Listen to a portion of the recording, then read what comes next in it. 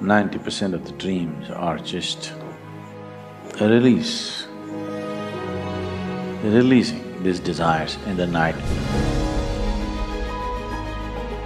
The second type of dream could indicate many things if one is able to watch it, especially if something is concerned with your health.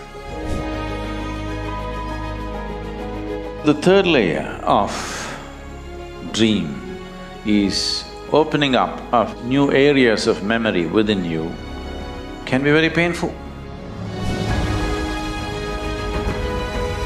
There is another kind of dream, tantra. It's just this, that you dream up something and slowly you bring it into reality.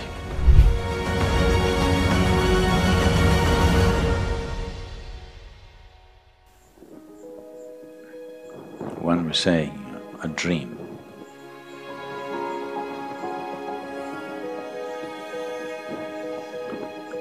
There are different aspects of your mind.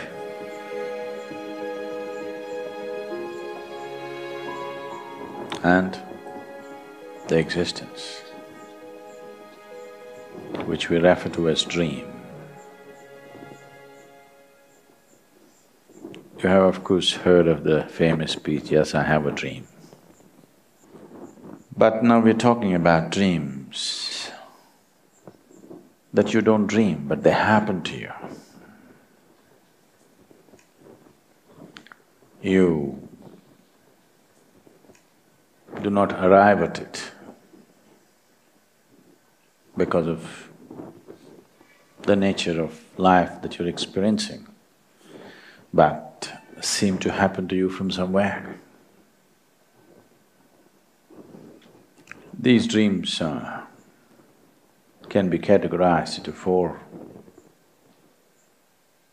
categories. These four can be further categorized into many, many more, but we will look at the four. 90%, I would say, or more. 90% of the dreams are just a release.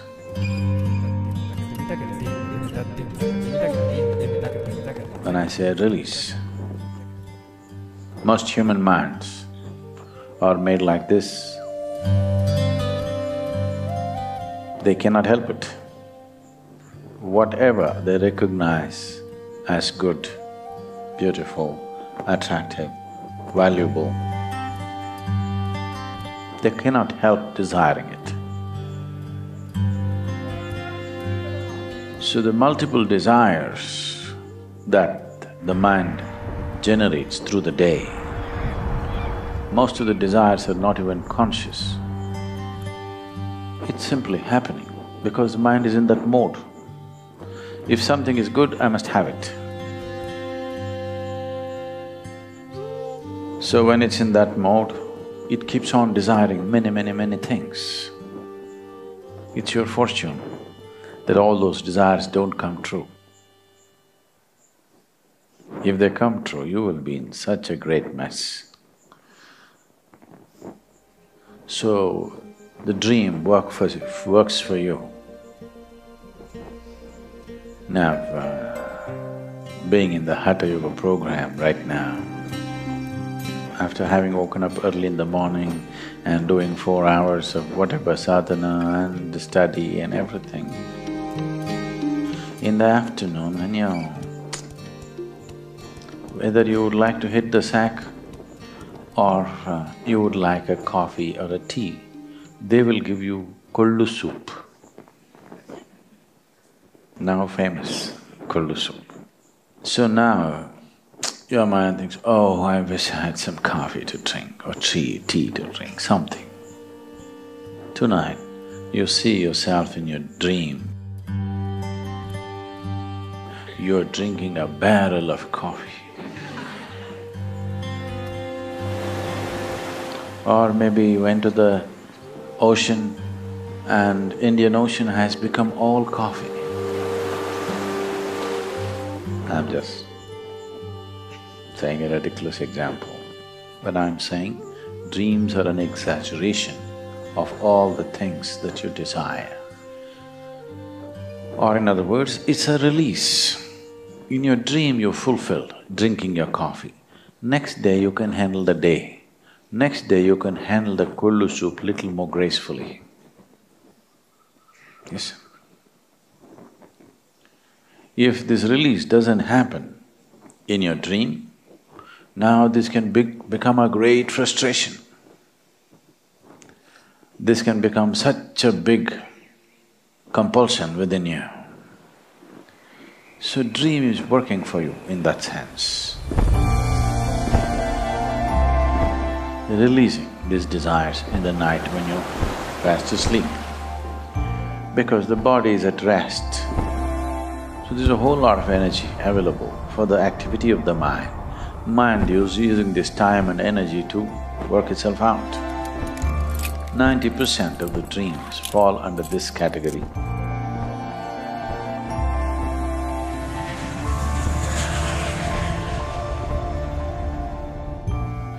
There is nothing to do about this, nothing to remember, no need to remember, let it go. But if you're having a lot of dreams on a daily basis, now you must look at the day. You must become more conscious.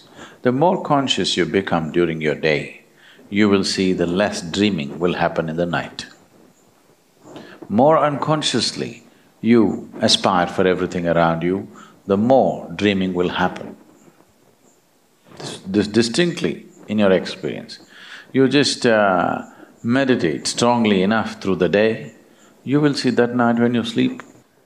It's not that there's no dreaming at all, there is, but it is considerably less. Another manifestation of the dream is, there is something called as prarabdha. Prarabdha means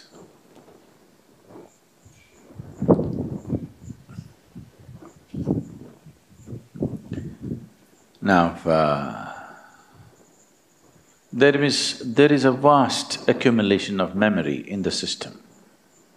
This is something that we refer to as the karmic structure or the karmic body.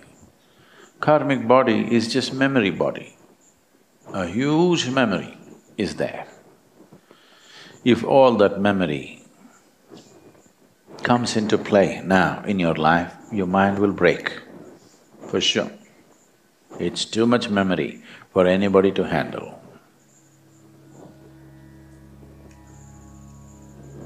This happened to me 30 years ago. Suddenly, I had a huge experience, and the next thing is memory that I cannot handle. Lifetimes of memory just rushing through my mind, almost like my mind is going to break.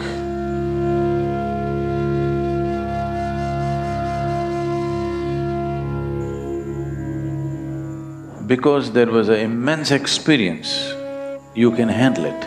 Otherwise, your mind will break when such memory falls upon your mental structure.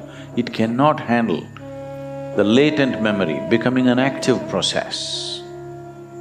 So, nature has devised a way, or your own system has evolved a way of taking up one part of the memory as the allotted memory to be dealt with right now. This is called as prarabdha. It's a very common word that it was a normal conversation during our grandmother times. These days, it's all going away. But even now, in the villages, I think it's very much there. If something is not happening the way they thought it should happen, they say, "Ayo, prarabdha." That means it's already allotted memory, it's coming, it's playing. It's not happening here, it's happening here. But that is also ascribed to what is imprinted within you is playing out in front of you. So that is the second type of dream, it is playing out. It is playing out in your day-to-day behavior, in your thought, in your emotion, the way your body feels. if you observe carefully, you will see every day when you wake up in the morning, if you observe very carefully, not just the muscular structure of your body, if you observe carefully how your body feels, you will see every day it will be different. Because prarabdha plays in a certain way, creating everything that happens, every memory release that happens on the mental structure will naturally create a certain sensation or a sensory pattern in the physiological structure. So, depending upon what type of prarabdha on that day, your body begins to feel in a certain way. If people who are conscious, if you observe the way your body feels, today you know what's coming. Many of you might have noticed on certain days, when something acute happened, somehow in the morning itself you're feeling funny and you went and crashed somewhere. Many people, they need not be enlightened or super conscious about what's happening within themselves, but many so-called ordinary people might have felt this when something acute is coming that day. Already when they woke up in the morning, they were feeling funny, and because they do not know how to decipher, they walked into it. Those who know how to decipher, on that day, they will step back. They know today is not a good day. So, not a good day, not because there's something wrong with the day. It's not going to work out for you because your whole pattern is happening in a certain way. Because the memory influences the way your energy functions, your body functions, your mind functions, and what happens around you. So this is prarabdha, finding expression, and the same is happening in the night in the form of a dream. They may have all kinds of strange things mixed up. In these kind of dreams, you will have somebody who is around you and somebody else whom you do not know, a situation that you know and a situation that you do not know, all overlapping, mixed up.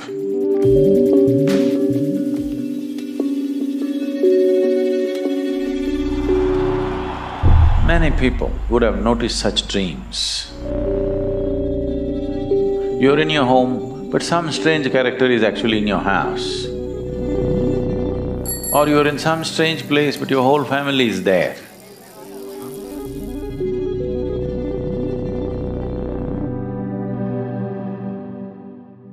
So what is known to you and what is unknown to you, what you consciously remember and what you do not consciously remember, all of them are entwined in this dream. This is a release of prarabdha. This could have some meaning. In the sense, if you don't have to observe the images of the dream, you have to observe the residue of the dream.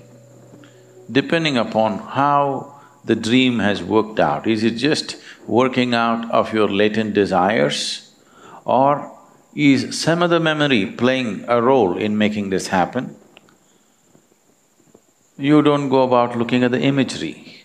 Imagery is not important, but the residue it leaves on the body. When you wake up in the morning, how do you feel?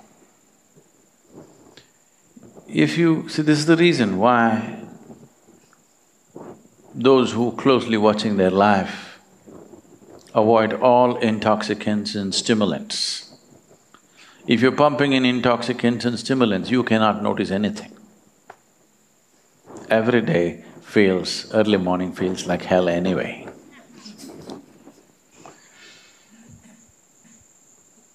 They have to work themselves out of it.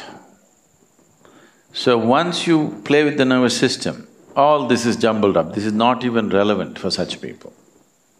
Once there are intoxicants and stimulants, it just won't work because your nervous system starts saying something else, which is of a completely different nature. The prarabdha, the second type of dream, that we talked about could indicate many things if one is able to watch it. Especially if something is concerned with your health or the possibility of destruction or damage to your body, prarabdha is a good place to watch. I never ever talk about dreams because there are a whole bunch of people who will go crazy imagining all kinds of things on a daily basis. I saw this in my dream, so this is going to happen today, tomorrow that's going to happen. Their imagination will run wild. Dreams will not happen in the night, throughout the day it'll start happening. So the third layer of dream is if you touch certain states of experience in your life. We could actually do a survey on this. Many of you might have found after you went through a powerful experience, let's say you were initiated into Shambhavi, or you went through a Bhava Spandana, or you went through a Samyama program, or you went through some other initiation process, the dream patterns seem to have changed after that. The type of dreams that you're getting has changed, the volume of dreams could have changed, it could have become more or less or something else. Some change could have happened after a powerful experience. What is the meaning of a powerful experience? A powerful experience means somehow you cross some kind of threshold within you. There are layers and layers of boundaries that one has set up within himself. On a particular day you broke through one, or you crossed one layer of something, so the pattern of dream could change. So what was not in play, that memory bank which was not in play, has begun to come into play. New release. I don't know if you understand. In India, every Friday they say new release, that means a new cinema is coming. So this is a new release. These can of worms were never there, suddenly new release. Because a powerful experience happened and broke through a certain barrier of memory. These barriers are your protection, because if all of it opens up at once, no mind can handle it, it'll just break. So this is called… this storehouse of memory or storehouse of karmic substance is called sanchita. This means this is a warehouse of memory. If all of it comes, nobody will be able to handle. So, something from that entered your life. That means this life has become a larger scope than what it was before. Your life was playing out to a certain volume of memory. Now if you break through with a big experience, it has become a larger scope. Larger scope means if you handle it efficiently, larger scope is a great thing. If you handle it inefficiently, larger scope is lot of trouble. In fact, that is all human beings are struggling with, that human life has a larger scope than other creatures. That is the problem, isn't it? If you were like any other creature, you could eat and sleep and be fine. Because it has a larger scope, that is the trouble that they're suffering. So, when a larger scope opens up, then if you handle it right, it'll be very wonderful. If you don't, it'll be painful. But even if it's painful, in the ultimate scheme of things, it's still good for you. You don't like that. Now, Hatha Yoga is painful, isn't it? Yoga is painful, come on, let's admit it. It is painful, but we still do it because in the larger scheme of things, it's good for us. In some way we understand that, that's why we're doing it, isn't it? So, opening up of new areas of memory within you can be very painful. Because now you're putting your life on a fast forward. What should have been handled probably in a next edition, you're trying to handle it in this edition because you're in a little bit of a rush. You don't want to have one more edition. You want to say everything you want to say in this edition. Now it becomes more complex, isn't it? But if you handle it right, it is very good.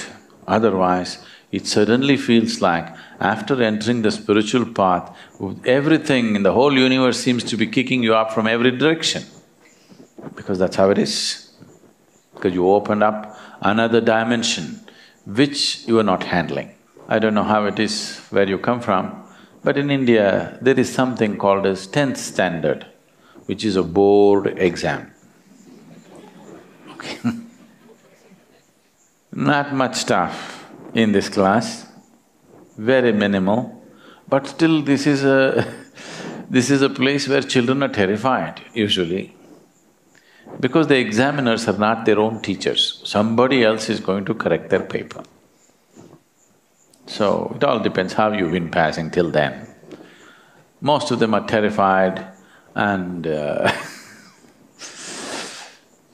anti-diarrheal tablets will sell in millions on that day when the examination comes and all kinds of stuff.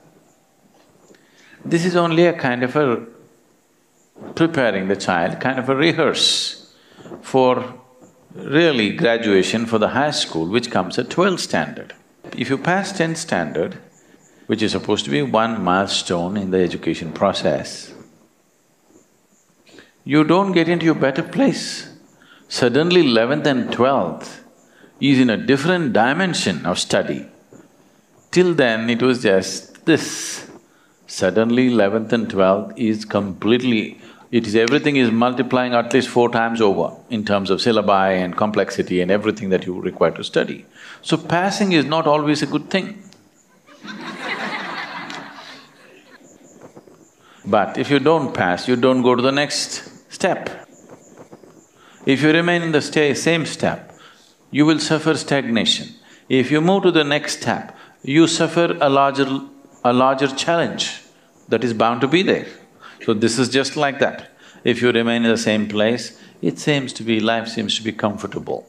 If you move to the next step, it is definitely next step, but it is a much larger challenge to handle.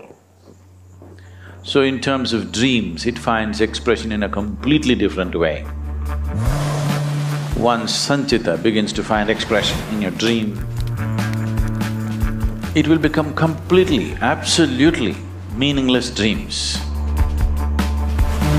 One spot here, one spot there, one this, one that, nothing will be continuous. It will start happening wild dreams without any meaning. You cannot ascribe any kind of meaning to it. This happened. You heard of Bernard Shaw? Not heard of Bernard Shaw? The drama… the playwright? Okay. A new playwright who wrote a play and directed it, invited Shaw to come and watch his play. Shaw went, sat there. Within a few minutes he slept off. When the play was over, the young artist or the young writer came to Shaw and said, "I invited you because I wanted your comments, this is my first play." Bernard Shaw looked at him and said, "Sleep is a comment."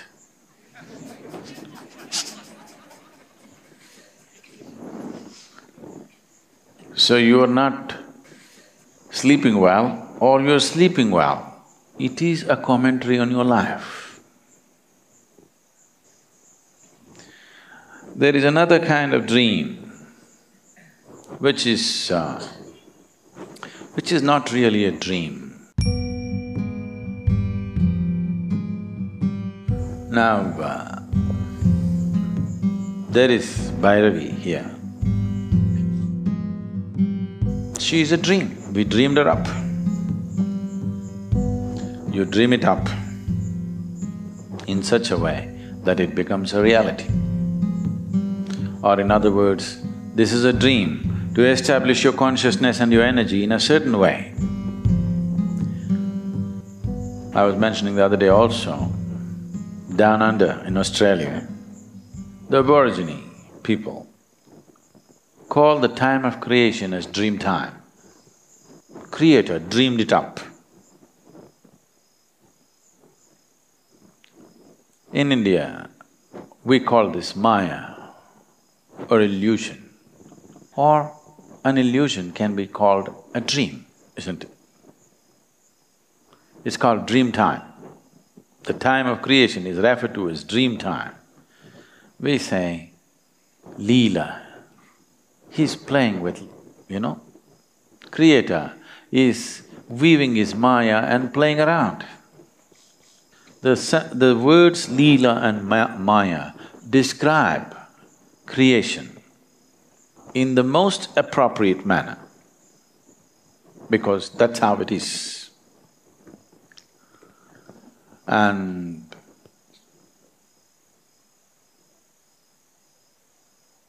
the whole science of what we are referring to as Tantra is just this, that you dream up something and slowly you bring it into reality. First you create it here and slowly roll it out and it becomes a reality. All deities were made like this. For a particular purpose, they created it here and rolled it out, and it's as real as anything. In everybody's experience, not just if it's true only in your experience, it could still be a dream. When your dream becomes a living experience for everybody, that's reality, isn't it?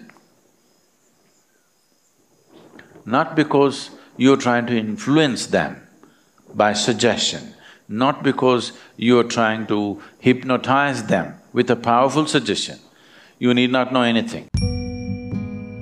You walk into the Devi temple, it hits you in the face. You don't have to believe anything, because now she's reality. But just 2-3 years ago, she was just a dream. So this dream, now a manifest reality. And all of us happened like that. It's a dream which found a physical expression in a certain way. But without using any material, you can give an expression to a dream. It is not really a dream, this is creation. This is how the whole creation has happened. If you can play with the illusion. When I say play with the illusion, suppose I can play with a ball. There is no ball, but I start playing. If we do this intensely enough, after some time, there will be a ball.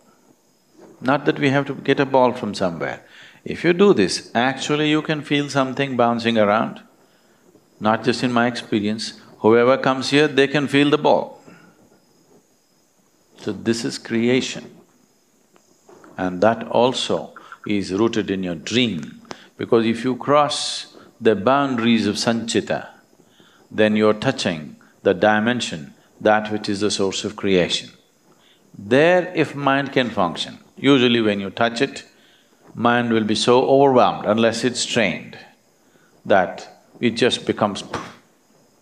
This probably some people are describing as no mind. You go into a zone or a space where the moment you come in the presence of an energy which is beyond your understanding, you freeze. This cannot be termed confusion. It's a state where mind will not exist unless it has gone through a certain level of preparedness. So when you come in front of, or let's say in traditional terms, you would say, now you faced God. Now your mind is frozen. What a waste, isn't it? So much you need to get there. When you get there, you're frozen. It's still useful, but if your mind is trained enough, if there is substantial sadhana behind you, when you cross that place where there is no memory, right now, your mind exists the way it exists only because there is memory, do you understand? When you cross that boundary where the terrain of memory is over, only of perception is there, most minds, I would say 99.999, you can put as many nines as you want, that much percentage of the minds will be frozen if they have no memory to operate. These minds are operating only of existing memory. If memory is taken away, they will not know how to do anything. What you're doing as yoga is to train the mind, train the mind, train the mind to a place where tomorrow if memory falls down, your whole karmic structure just fell down, still you have a mind. Then, if your body falls down, that means if you fall dead, you still have a mind. Now you can navigate yourself where you want, otherwise you go by your tendencies. So these are four types of dreams. The last one you cannot really call it a dream. It is…